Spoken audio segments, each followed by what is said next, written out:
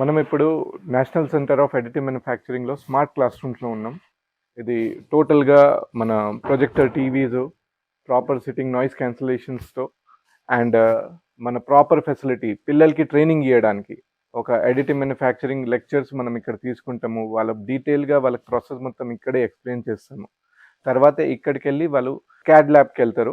అక్కడ వాళ్ళు design development అనేది నేర్చుకుంటారు.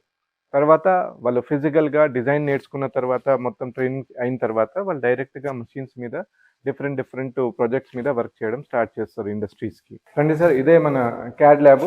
ఇక్కడ మనకు ఆటో క్యాడ్వి లైసెన్స్ సాఫ్ట్వేర్స్తో పిల్లలు ప్రాజెక్ట్స్ చేసుకుంటారు.